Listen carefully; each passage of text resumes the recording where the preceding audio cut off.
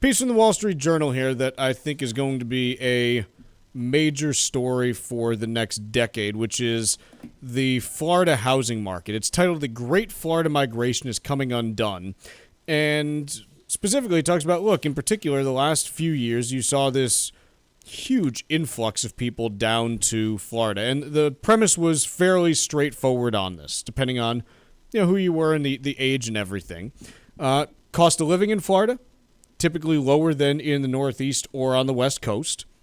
Great weather year-round. It's warm. It's sunny. You've got all kinds of available land, so the cost of building housing or buying housing was relatively affordable. And, hey, everyone's doing it, so join in because it's great. And for, a specific, also wealthy group across the Northeast, the tax friendliness of the state played a compelling role too, right? Sure. If you're worth $500,000, it's not going to make a big difference. But if you're worth $500 million, then residing in Florida makes a hell of a difference. So, in terms of the trend that we saw, look, it was very pronounced in like 2020, 2021, 2022. But you're starting to see some signs of problems here. And there are a few different issues that you have. The first is the state's insurance market is completely broken. And that's not an exaggeration. So as of August of 2024, Citizens Insurance, which is Florida's state-run insurance company, had 1.25 million policies in force. In August of 2019, which was just 5 years ago, Citizens Insurance only had 420,000 policies active. The population of Florida has not tripled in 5 years. No. The number of homes that are now insured by the state's insurer of last resort has tripled.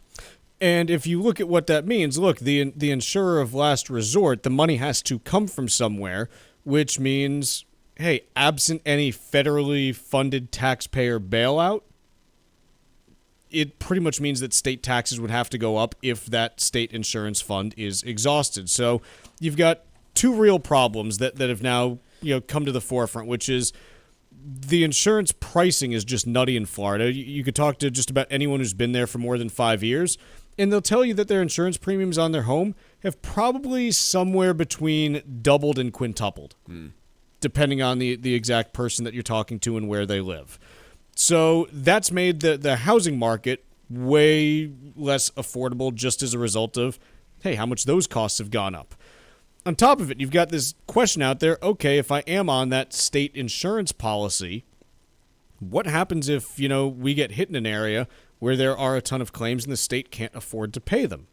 Now, and by the way, again, I know we're going to get there, but other than Miami area, Miami-Dade County, Palm Beach, Broward County, the hurricane that's bearing down right now is bearing down in the second most populated area of the state of Florida. And thereby, I'm looking right now, you can go Google a map of insurance policies that are on Citizens Insurance Company, but unsurprisingly, other than, like I said, Miami-Dade County, Palm Beach County, Broward County, the highest concentration of policies is in Pinellas County, Hillsborough County.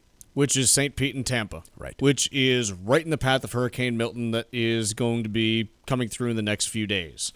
So you're starting to see this thing where, hey, it's becoming cost prohibitive to move there. And this is, by the way, without even factoring in what's happened to home prices, which between 2017 and 2024, home prices doubled in the state of Florida. Right. So it's no longer as affordable as it used to be. You still get, hey, there's no state tax, state income tax or anything like that. So you still have some benefits. I'm not trying to say, like, Florida's all bad, but from a financial perspective, a lot of people who move down there are finding it tougher to stay down there because the costs have moved up way faster than in other parts of the country. Yeah, I don't know that the math changes a lot if you're still looking at it from eastern Massachusetts or the New York City area, right? If you're doing the math on that move, it's still making a lot of sense, albeit a lot less sense than it did in 2017. But you're in upstate New York, you live in Rochester and you're talking about moving to Florida, you're probably talking about a cost of living increase. You go from, other parts of populated areas, even across New England, New Hampshire, Florida. It's a bit of a punt in terms of where you are going to see cost savings. And there's more to this Florida housing market that we're not getting into. Not the least of which is the new laws that have been put into place when it comes to older condo buildings down there and how those are just falling apart. If you weren't familiar, I think it's any condo over the age of 30 years is being required to have a full engineering review of it, and in many cases, face improvements in the millions of dollars to make sure these things don't collapse in the next flood or hurricane.